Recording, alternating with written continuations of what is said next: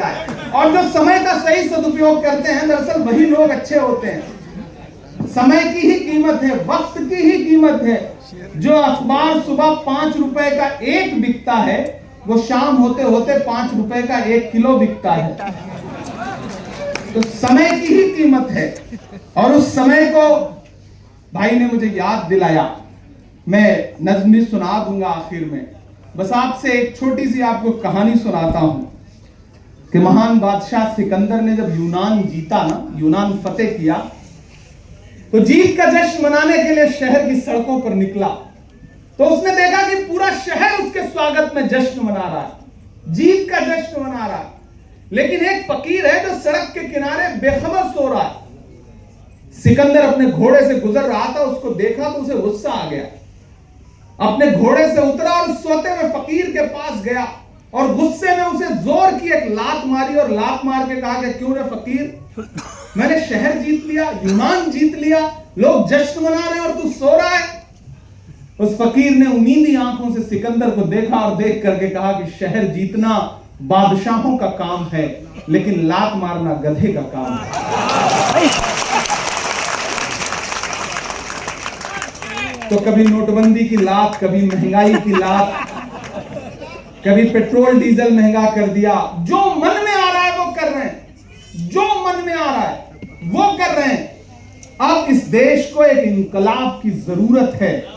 और मुंबई की धरती, महाराष्ट्र की धरती क्रांति की धरती है। यह ज्योतिबा फुले जी की धरती है। यह संत नामदेव की, ज्ञानदेव जी की धरती है। सबसे बड़ी बात की है डॉक्टर बाबा साहब अंबेडकर की धरती है। यहां से उठी हुई आवाज पूरे देश की दशा और दिशा तय करती है।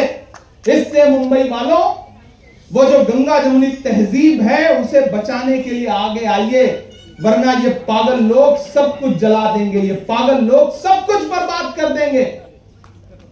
इससे मेरा आप सबसे अनुरोध है और उन तमाम ताकतों से ये कह के भी जाता हूं कि जख्म पर जख्म खा के निकले हैं हम, मगर मुस्कुरा के निकले हैं।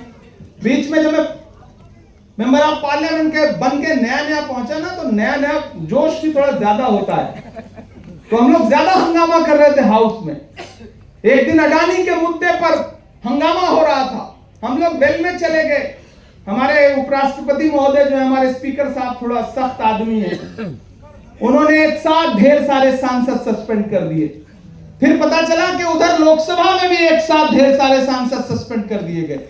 एक दिन में 146 सांसद सस्पेंड हुए दोनों सदनों में। ताई आप भी हुई नहीं होगी ना?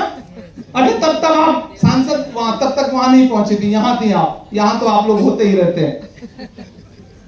तो 146 सांसद सस्पेंड हुए। मैं बाहर निकला तो बाहर मीडिया के साथी खड़े थे, तो वो पूरी कार्रवाई देखते रहते हैं लाइव। तो उन्होंने कहा स्वाद आ गया, तंज करने वाला जो भाव होता है ना। तो हमने कहा बिल्कुल, आज अगर सस्पेंड ना हुए होते तो हमें लगता कि हमारा नाम बुजदिलों में लिखा जा रहा है, बहादुरों में नहीं लिखा जा रहा है। हम एक मुद्दे पे सस्पेंड होकर के आए हैं। तो बोले आप शायर हैं, शायरी की भाषा में बताइए।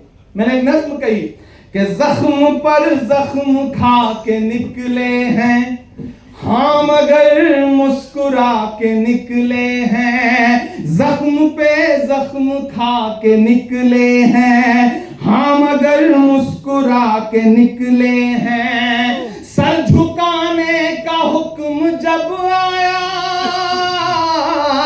सर झुकाने का हुक्म जब आया, और भी सर उठा के निकले हैं, नारे हक लगा के निकले हैं। और आज यहां खड़ा होकर के एक कवि, एक साहित्यकार, पहले हूं बाद में राजनीतिक व्यक्ति हूं।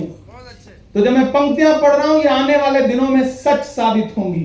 शुरू हो गई है वो बात कि हर सितम का जवाब आएगा, देखना इंकलाब आएगा।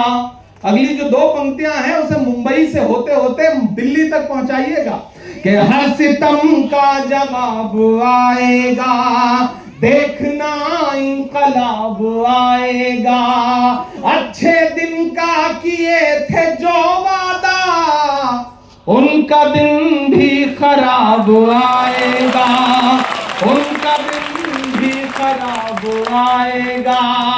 कि झूठ के हाकिमों के चेहरे पर आईना हम दिखा के निकले हैं, नारे हक लगा के निकले हैं। कि हम तो निकले हैं मुस्कुराते हुए। आप कांग्रेस के नेताओं से मिलिए, मोहब्बत की बात करेगा, हंसेगा, मुस्कुराएगा। उधर आप भाजपा के नेताओं के भाषण सुन लीजिए, चाहे वो कितने भी छोटे क्यों ना हो, अजीब सी तनाव में है, सिर्फ नफरत की बातें हैं। कभी भी मुझे लगता है जब वो घर जाते होंगे तो घरवाली से प्यार मोहब्बत से बात करते होंगे, या वहां भी इसी तरह झड़पते रहते होंगे कि हम तो निकले हैं मुस्कुराते हुए और वो तिल मिला के निकले हैं, नारे हक लगा के निकले हैं, नारे हक लगा के निकले हैं। कांग्रेस के साथियों, एक बार फिर से एकजुट होइए, नई ऊर्जा, नई ताकत के साथ। यहाँ जो मंच पे साथी बैठे हैं, बहुत सारे ऐसे साथी हैं मैं जिन्हें नाम से पहचानता हूं, उनके चेहरे पहचानता हूं, लेकिन सबका नाम लेना संभव नहीं है। जो सामने बैठे हैं तमाम साथी, उनको भी जानता पहचानता हूं। उन सब का शुक्रिया अदा करते हुए कह रहा हूं कि एक बार अपनी पूरी ताकत फिर से इकट्ठा करिए। ये लड़ाई बहुत बड़ी है, और ये जो नफरत की बातें करने वाले नफरत के सौदागर आपके सामने आए, तो उनसे कहो कि जरा सी बहस को लंका बनाया जाएगा, तमाम शहर को दंगा बनाया जाएगा। हमें जलाओ ना यारों की वो कपास हैं हम, हमें मिला के तिरंगा बनाया जाएगा। बहुत शुक्रिया, बहुत